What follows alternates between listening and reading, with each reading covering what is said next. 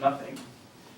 One of the other cool ones I saw was, Genius is 1% inspiration and 99% perspiration. So you have this bright idea and then you really have to work at it. And they said that's why engineers smell so bad. Funny to me. All right. Let's go over them if you need them. If you don't, then we'll go over them. Does anybody need to see any part of number 1?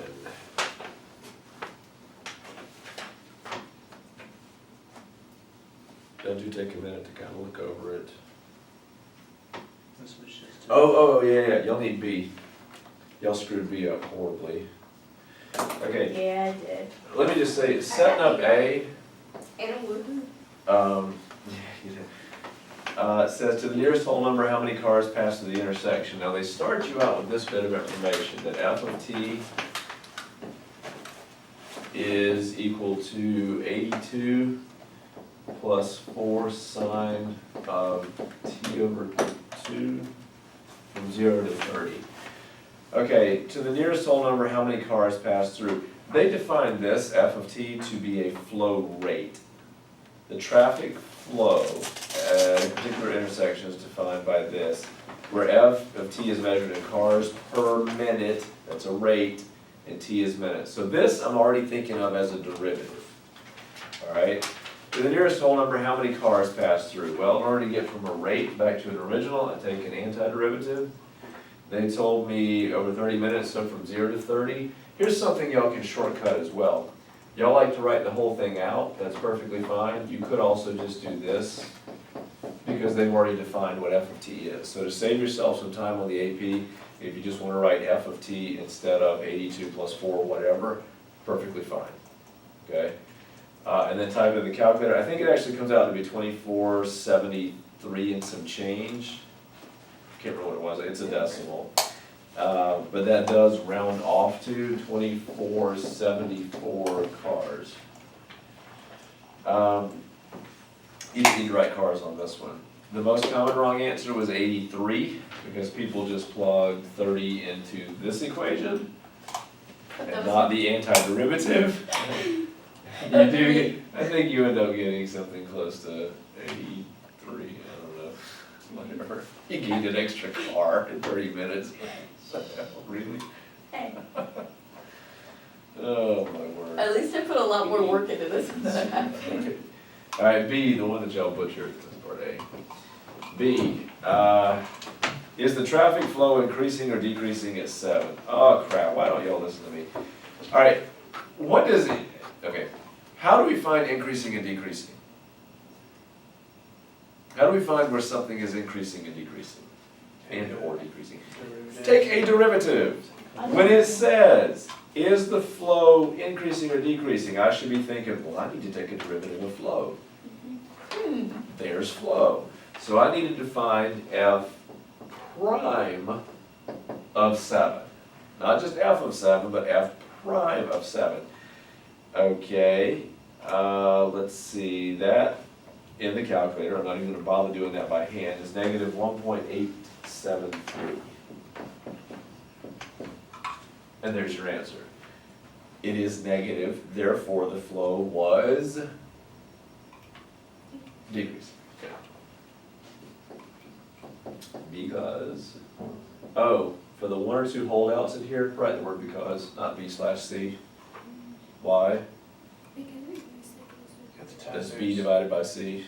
Okay, we don't know what that means, so don't do that. All right. Because f prime of 7 is Sounds like the best answer.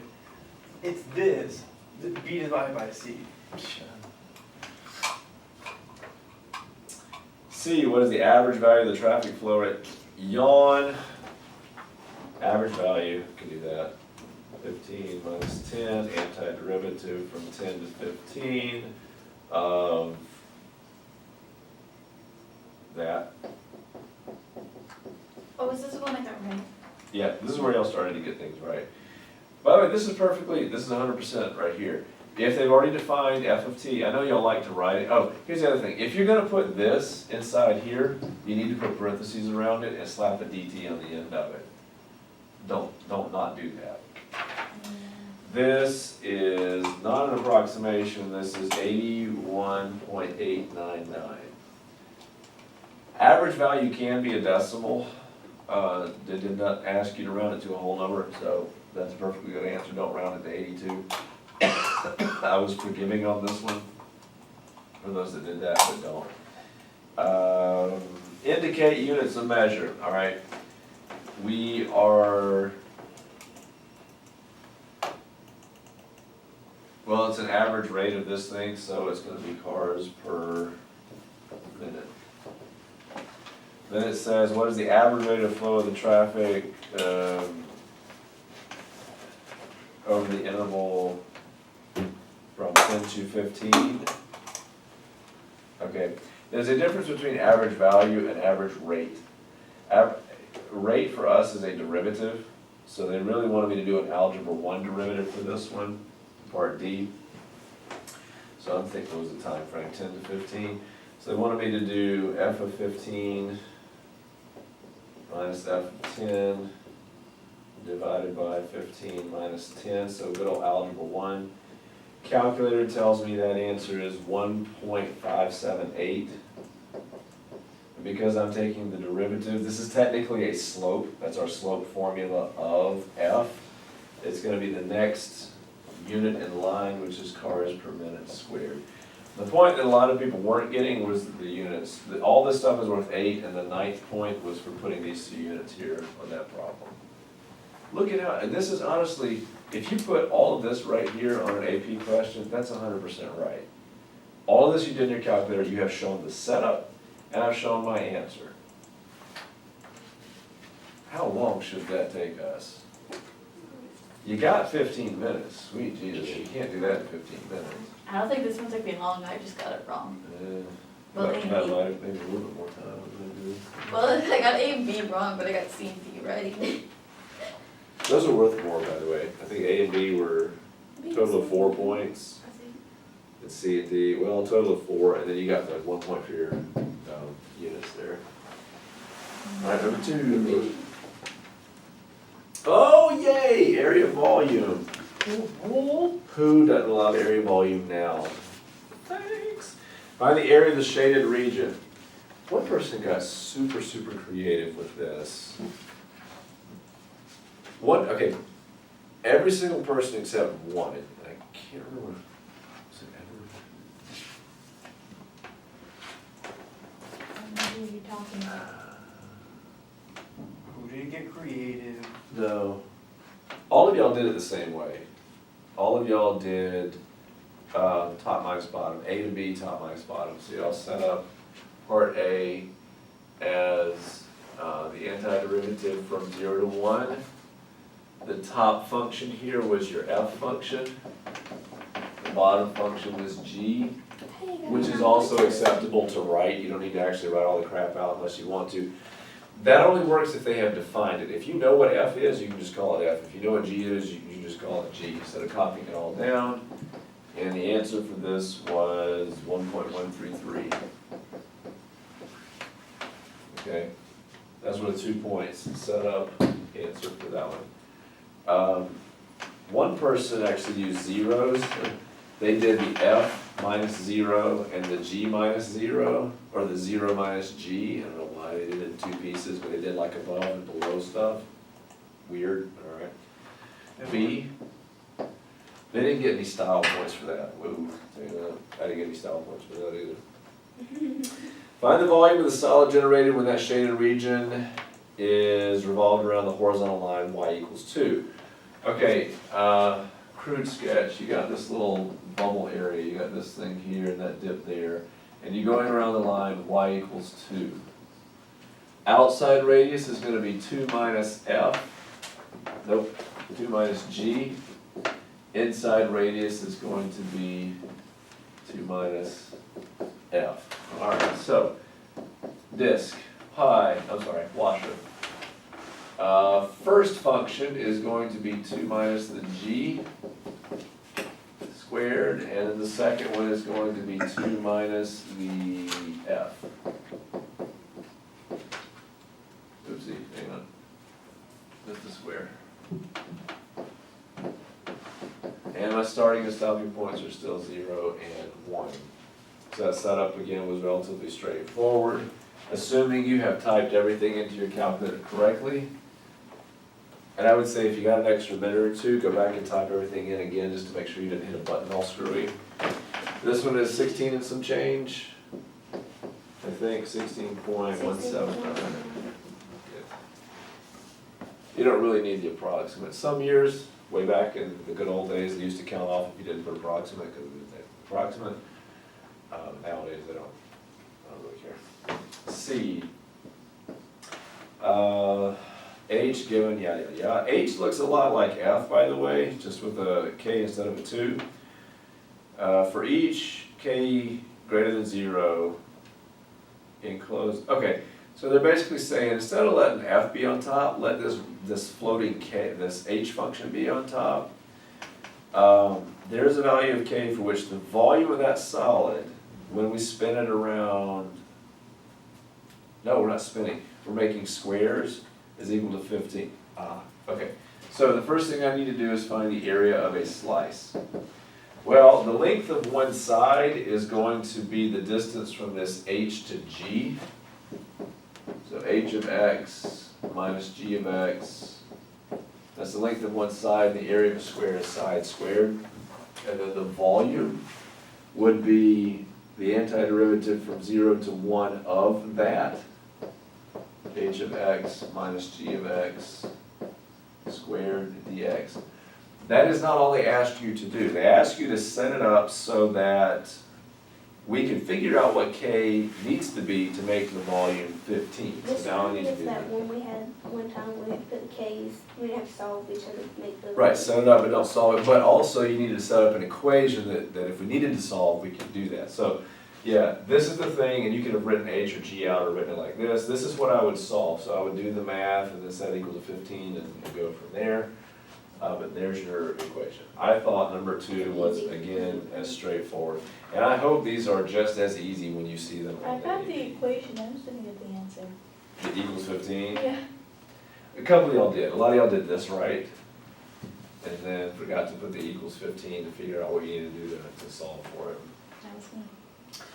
All right, number 3. Let's see if I can fit number 3. I don't think I can. We'll see. All right, number 3, A. They tell us that. All right, let me write this down. We are given that the velocity of a particle, who doesn't love particle motion? Woo! 1 minus the arctangent of e to the t. Man, that's disgusting. They also tell you that at time 0 the particle is at y equals -1. So s of 0 would be -1. Alright. That I'm assuming is going to come into play a bit later on if they ask me something about a position, like where's the particle or how far has it traveled or something like that. A, find the acceleration. This is what killed some of you. If you would just type this into your calculator the way that God intended, then you would have gotten it right. For those of you that took a derivative by hand and then plugged it in, you messed up. Okay, you did the derivative by hand correctly with the 1, that's 0. And the derivative of arctangent is 1 over thing squared plus 1, but then you forgot to chain it and put an extra e to the t on top. So that's what killed some of you. If you just plug this into your calculator and did v prime of 2, that's all I had to do was calculator. What is math 8 thing 2 done? Okay, you would get -0.133. But some of y'all wanted, again, if you did it by hand, I say kudos to you for trying. Good job, just make sure you're doing your derivatives correctly. Part B. I thought I did do it correct. I just did, I think, I forgot my negative. Well, the thing is, okay, if you do this, the derivative of this by hand, the one goes away, that negative tags along, and it's gonna be 1 over things squared plus 1, and then you have to chain it, because that's not good old x, and the derivative of e to the t is another e to the t. This is the part a lot of people forgot, was the extra e to the t. And if you plug 2 into that, you'll get that answer. But if you plug 2 into this, you do not get that answer. Alright, B. Is the speed of the particle increasing or decreasing? Also something that half of you know and half of you don't know. Speed. When you are talking about speed, you need to look at two things, the velocity and the acceleration. We found in part A that the acceleration was this. Don't really care about the number, what I care about is that it's negative. So what I need to do now is figure out what v of 2 is. V of 2 is something like negative 0.4. Again, I just plugged 2 into my velocity and got an answer. Because they are both negative, then the speed is increasing. Yeah. Okay, speed is increasing. If they're both negative, then the one's, then they're, If they're both the same sign, either both positive or both negative, then it's increasing. If one is positive, one is negative, then it is decreasing. Speed is increasing because you could have written it out in words, both the velocity and acceleration, or v of 2 and a of 2 are both negative.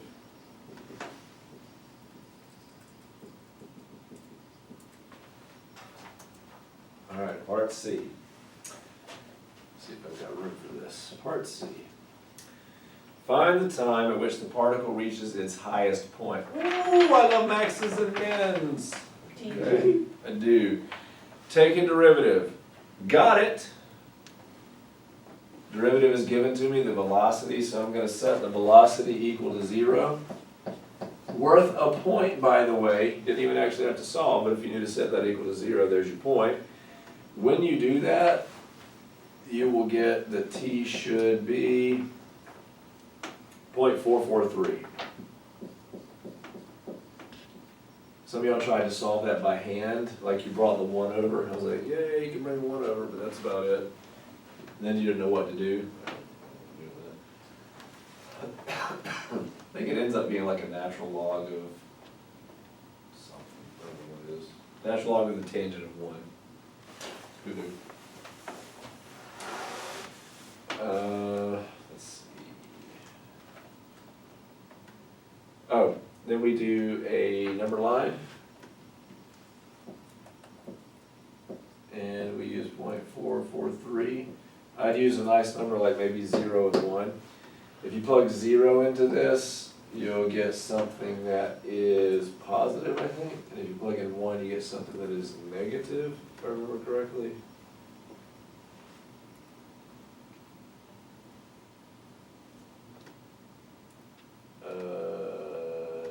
No, maybe not. Oh, you can't plug in 0. I got you. Yeah, that's right. So positive on the left, negative on the right, so that proves it's, and give it a sentence. That's max because v of t changes from positive to negative there, yada, yada, yada. And part D,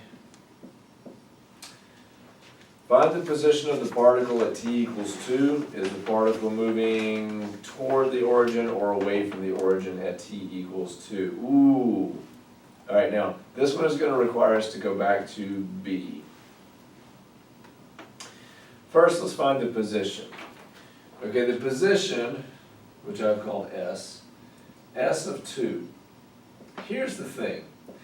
We need to take an antiderivative from 0 to 2 of the velocity. So that's going to give me how far it has moved from 0 to 2. But there's a little rub because it didn't actually start at the origin. We started here. So whatever answer I get for this, I then need to subtract off 1. Okay? A lot of times you'll see it written as -1 plus, and then whatever the thing has changed. This number right here turns out to be negative 1.361. For those of you that didn't do the negative 1, you obviously got the 361 or 360 part. Okay, now we have to know whether or not it's moving towards or away. Here's what we'll look at. Back in part B, we got a velocity that was negative at 2, which means it was heading which way? Pay attention, y'all, stay with me. The velocity at 2 was negative, so which direction was I heading? Down. Down or left, either or, okay? I am at the point negative 1 and some change and heading left. Am I moving towards the origin or away from the origin? Away, and that's how I'd word it. We're moving away because the velocity was negative and we were to the left of the axis, however you want to say it, or to the bottom, wherever you were doing. Did they give you a specific direction? Oh yeah, it's moving along the y-axis, so it would have been down. Yeah. Cool. All right, number 4. How'd y'all do with this one? You know what, I was sad. Your calculus, prima. Your algebra, toilet water, okay? Not my favorite one to actually grade, because I was expecting much higher points on this one. All right, so here's what they gave us for number 4. We have x squared plus 4y squared is equal to 7 plus 3x and y. Okay, part A, justify that the derivative is what they told you the derivative was. I'm not even gonna bother looking at it, but I'm gonna do the derivative. 2x, good job all of you by the way, this is good. 2x plus 8y dy dx. Derivative of 7 is 0, this is a product rule.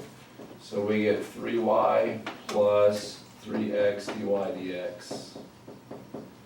I need to gather my dy dx's, so I'm going to move this one to this side, and I'm going to move this guy to that side. So I'm going to get 8y minus 3x dy dx is equal to 3y minus 2x, and then divide, so I get dy dx is equal to 3y minus 2x over 8y minus 3x.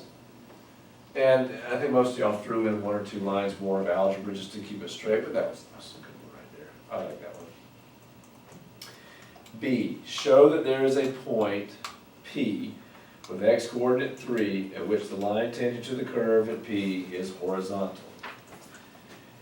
I think a lot of y'all got a little too complacent, a little too cocky on this one. Your work was gorgeous, you just didn't go far enough. I'll show you where it kind of foiled you. Let's see.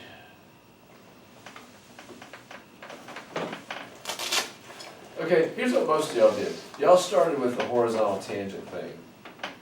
So if the tangent line is going to be horizontal, that means our derivative needs to be equal to 0. Fine. And if the derivative equals 0, that just basically means the top part is equal to 0. So 3y minus 2x equals 0. When x is 3, we get this. 3y minus 6 equals 0. 3y equals 6. Y equals 2. So your point was 3, 2.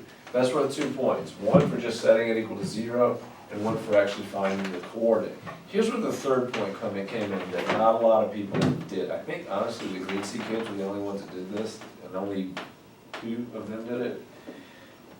It says, show that there is a point with x coordinate 3. What you did not do was show that P was actually on the original function. You didn't do that. So if you could have just found a point that happens to have a slope of 0, but if it doesn't show up on the original function, it doesn't do any good.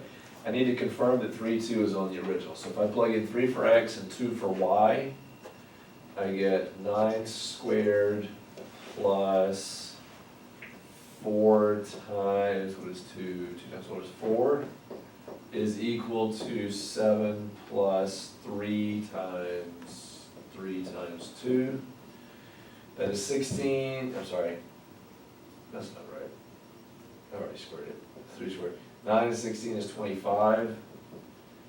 9, 18, and 7 is 25. 25 equals 25, so that 0.32 is indeed on the axis. That is honestly a point I could have lived with you not getting. I get that. It's kind of weird how they, like, you can do it without these points, but they want you to get these points, which Well, are hidden. because we get red herrings, there are times when you set this equal that you may have gotten a point that does give you a slope that's 0, but then when you plug it back into the original, it doesn't work, so we have to throw it away. We've had that happen a couple times on Quest questions like this, where, yeah, we got an answer, but that answer, it was a false positive. So they really wanted you to test that this answer was indeed on the line, or on the curve, whatever it looks like. C, find the second derivative. Man, I gotta say, your second derivatives are gorgeous. After your second derivative though, holy crap, your algebra was hideous. Hideous.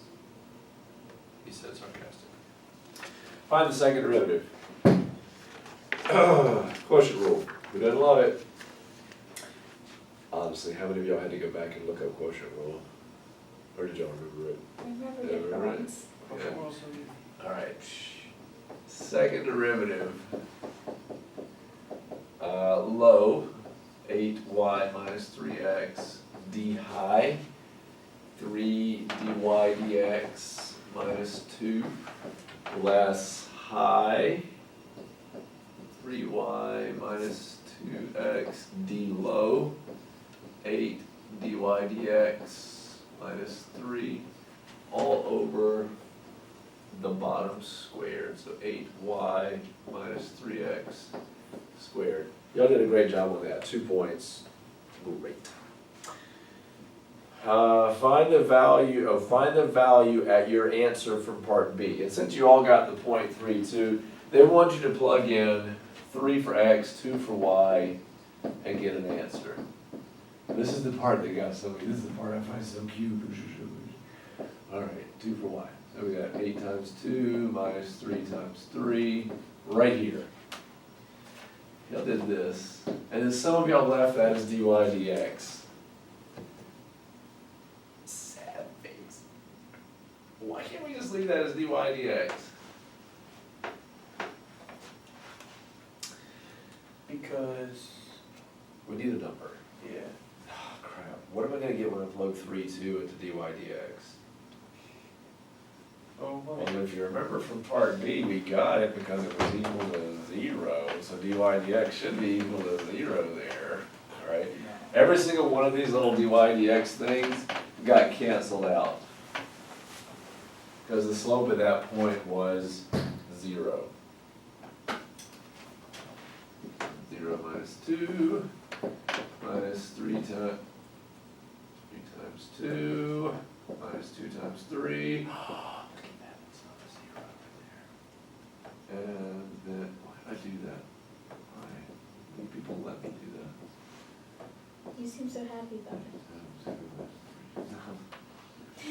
All over 8 times 2 minus 3 times 3 squared. Okay, beautiful thing about this, all of that crap right there is 0, so this whole second half is gone.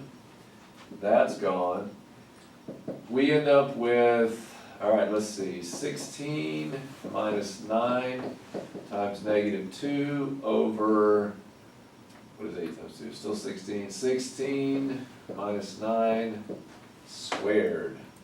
Well, it could just cancel one of them out. That's gonna give me negative 2 over 16 minus 9, which is 7. Negative 2 over 7. Oh yeah, we get the 14 on top, negative 14, I'm not sure why. But then the kicker, does the curve have a local max or a local min? Again, I think only one person, that was a Green Sea kid, actually got this right for the right reasons. Does it have a max or a min? Okay. I already know from part B that the slope there is 0. That means it's either a max or a min. total left and right. Yeah, but I don't feel like plugging in numbers like some. Okay, how do you know something's to the left of it? If the, Because it's not just left, it would have to be either left and a little up or left and a little down, it's a, I would need to know not just an x coordinate, but a y coordinate. Or this, slope. we could use the second derivative test. What does the second derivative tell us is happening at that point? What does this mean, a negative 2/7 in context of second derivative? What does the second derivative tell us, by the way? What do we use it for?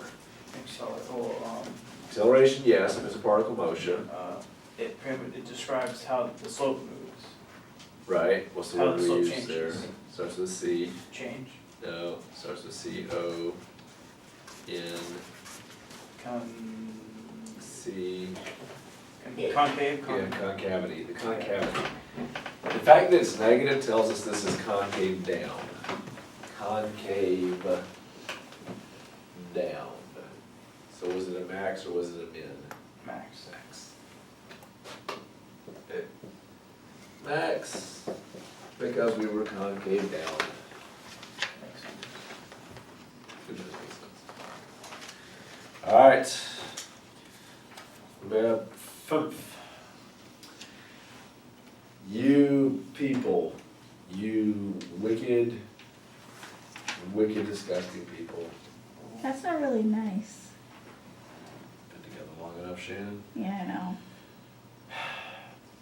This is the one I expected another high score. How'd you do on this one, the number 5? I didn't try it. 1.5. Yeah, I guess that's acceptable. Yes, that's acceptable. Okay. Picture. Picture. This is our fundamental theorem question where they're probably gonna ask us to start calculating area starting at a certain point. This is what they tell us, g of x is equal to the antiderivative from -3 to x of f of t. And they've drawn a picture of f of t, so pretend there's a picture right there. A, find g of 0 and g prime of 0. G of 0 I kinda get if you're feeling lazy, but g prime of 0, you gotta be brain dead. Let me go ahead and do this one. G prime of 0 would be the exact same thing as f of 0, and I can look at that picture right there and tell you that f of 0 is 1. The answer for this one was 1. This one, all right, I see what you want me to do. You want me to calculate all the area from -3 to 0 under f of t, heading that direction, from -3 to 0. I see a cute little trapezoid, is what I see. From -3 to 0. You could use the formula for the trapezoid. I think a couple of people did a rectangle and a triangle, like a 3-block rectangle and a triangle. The answer comes out to be 9/2 no matter how you crunch that area. But that was just an area question. Part B. Find all values of x in the open interval at which g attains a relative max. So what we need to know is, where does g have critical numbers?